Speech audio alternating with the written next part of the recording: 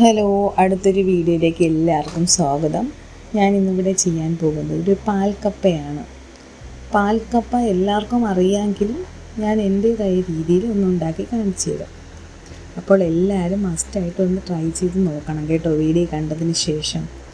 അതുപോലെ തന്നെ വീഡിയോ കാണുന്ന എല്ലാവരും നമ്മുടെ മിഡ് പോയിൻ്റ് ഹൗസ് എന്നുള്ള യൂട്യൂബ് ചാനൽ സബ്സ്ക്രൈബ് ചെയ്യാത്തവരാണെങ്കിൽ ദയവായി ഒന്ന് സബ്സ്ക്രൈബ് ചെയ്തേക്കണേ. വരൂ, അപ്പോൾ നമുക്ക് നേരെ വീഡിയോയിലോട്ട് പോകാം. പാൽക്കപ്പ ഉണ്ടാക്കുന്നതിന് വേണ്ടിയിട്ട് ഞാനിവിടെ കട്ട് ചെയ്ത് ക്ലീൻ ചെയ്ത് വെച്ചിരിക്കുന്ന 1 കിലോ കപ്പയാണ് എടുത്തിരിക്കുന്നത്. അത് ഏകദേശം 800 ഗ്രാം വരും. കട്ട് ചെയ്ത് ക്ലീൻ ചെയ്തെടുക്കുമ്പോൾ 800 ഗ്രാം വരും. ഈ അളവിൽ കപ്പ എടുക്കുകയാണെങ്കിൽ ഏകദേശം 3 പേർക്ക് സെർവ് ചെയ്യാൻ പറ്റുന്ന രീതിയിൽ നമുക്ക് പാൽക്കപ്പ ഉണ്ടാക്കാൻ പറ്റും. അതിനുശേഷം ഇതിലേക്ക് കപ്പ വേകാൻ പാകത്തിന് വെള്ളം ഒഴിച്ചു കൊടുക്കാം. വെള്ളം ഒഴിച്ചതിന് ശേഷം 2 ടീസ്പൂൺ ഉപ്പും കൂടെ ചേർത്ത് കൊടുക്കുന്നുണ്ട്. അത് ഞാൻ വീഡിയോ എടുക്കാൻ വിട്ടുപോയതാണ്. നിങ്ങൾ ചെയ്യുമ്പോൾ 2 ടീസ്പൂൺ ഉപ്പ് ഈ സമയത്ത് ചേർത്ത് കൊടുക്കണം. ഓരോ സ്ഥലത്തു നിന്നും കിട്ടുന്ന കപ്പയുടെ വേവ് വ്യത്യാസമായിരിക്കും. അതുകൊണ്ട് നല്ലതുപോലെ വേവുന്നത് വരെ കപ്പ വേവിച്ചെടുക്കണം. ഇനി സ്റ്റൗ ഓണാക്കിയ ശേഷം അടച്ചു വെച്ച് വേവിക്കണം. നല്ലതുപോലെ വേവുന്ന കപ്പയാണെങ്കിൽ ഏകദേശം 10 മിനിറ്റ് കൊണ്ട് തന്നെ കപ്പ വെന്ത് കിട്ടും.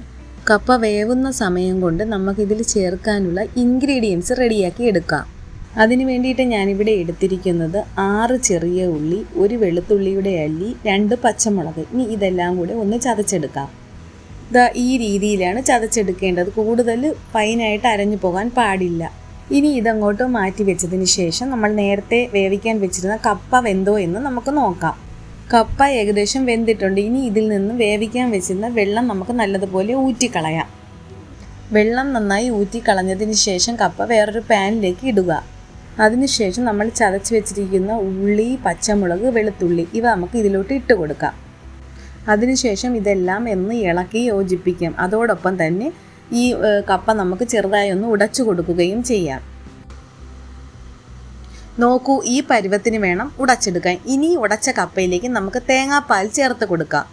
ഞാനിവിടെ 2 കപ്പ് ഇൻസ്റ്റൻറ്റ് തേങ്ങാപ്പാലാണ് ഒഴിച്ചു കൊടുക്കുന്നത്. നിങ്ങൾക്ക് വേണമെങ്കിൽ തേങ്ങ ചിരുകി പിഴിഞ്ഞെടുത്ത് 2ാം പാലും 1ാം പാലും ഒരുമിച്ച് ചേർത്ത് 2 കപ്പാക്കി ഒഴിക്കാവുന്നതാണ്. ഇനി ഇതിലേക്ക് ഉപ്പ് 1/4 ടീസ്പൂൺ ചേർത്ത് കൊടുക്കാം.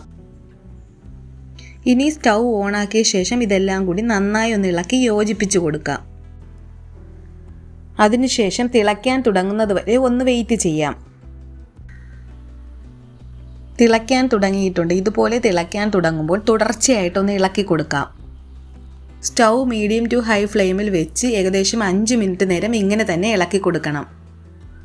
ഇപ്പോൾ ഇത് ഏകദേശം കുറുകി വന്നിട്ടുണ്ട്. ഇനി നമുക്ക് സ്റ്റൗ ഓഫ് ചെയ്യാം. ഇത് കുറച്ച് നേരം ഇരുന്ന് തണുത്ത് കഴിയുമ്പോൾ വീണ്ടും നല്ലതുപോലെ കുറുകി വരും. ഇപ്പോൾ തന്നെ സ്റ്റൗ ഓഫ് ചെയ്യുന്നതാണ് നല്ലത്. ഇനി നമുക്കിതിലേക്ക് കുറച്ച് ഇൻഗ്രീഡിയൻസ് താളിച്ച് ചേർത്ത് കൊടുക്കാം. അതിന് വേണ്ടിയിട്ട് ഞാനിവിടെ ഒരു പാൻ ചൂടാക്കാൻ വെച്ചിട്ടുണ്ട്. ഇപ്പോൾ പാൻ അത്യാവശ്യം ചൂടായിട്ടുണ്ട്. ഇനി നമുക്കിതിലേക്ക് വെളിച്ചെണ്ണ 1.5 ടേബിൾ സ്പൂൺ ഒഴിച്ചു കൊടുക്കാം. എണ്ണ നന്നായിട്ട് ചൂടായിട്ടുണ്ട്. ഇനി കടുക് ഇതിലേക്ക് 1/2 ടീസ്പൂൺ ഇട്ട് കൊടുക്കാം. ചെറിയ ഉള്ളി 5 എണ്ണം സ്ലൈസ് ചെയ്ത് ഇതിലോട്ട് ചേർത്ത് കൊടുക്കാം. ഉണക്കമുളക് ചെറുതായി കട്ട് ചെയ്തത് ഇതിലോട്ട് ഇട്ട് കൊടുക്കാം. അതിനുശേഷം നമുക്കിതിലേക്ക് 2 തണ്ട് കറിവേപ്പില ഇട്ട് കൊടുക്കാം. ഇനി തുടർച്ചയായിട്ട് ഇതൊന്ന് ഇളക്കി കൊടുക്കാം. ചെറിയ ഉള്ളി ഗോൾഡൻ ബ്രൗൺ കളർ ആവുന്നത് വരെയാണ് ഇതൊന്ന് ഇളക്കി കൊടുക്കേണ്ടത്. സ്റ്റൗ മീഡിയം ഫ്ലെയിമിൽ വെച്ച് വേണം താളിപ്പ് റെഡിയാക്കി എടുക്കാൻ, അല്ലെങ്കിൽ പെട്ടെന്ന് കരിഞ്ഞു പോകാൻ ചാൻസ് ഉണ്ട്. ചെറിയ ഉള്ളി ഇതുപോലെ ഗോൾഡൻ കളർ ആയി വരുമ്പോഴേക്കും സ്റ്റൗ ഓഫ് ചെയ്തതിന് ശേഷം നമ്മൾ തയ്യാറാക്കി വെച്ചിരിക്കുന്ന പാൽക്കപ്പയിലേക്ക് ഈ താളിപ്പ് നമുക്ക് ഒഴിച്ചു കൊടുക്കാം. ഇനി ഇതെല്ലാം കൂടെ ഒന്ന് ഇളക്കി യോജിപ്പിച്ചു കൊടുക്കുക. അങ്ങനെ വളരെ ടേസ്റ്റി ആയിട്ടുള്ള പാൽക്കപ്പ ഇവിടെ റെഡി ആയിട്ടുണ്ട്. ഇനി നമുക്കിതൊരു സെർവിങ് ഡിഷിലോട്ട് മാറ്റാം.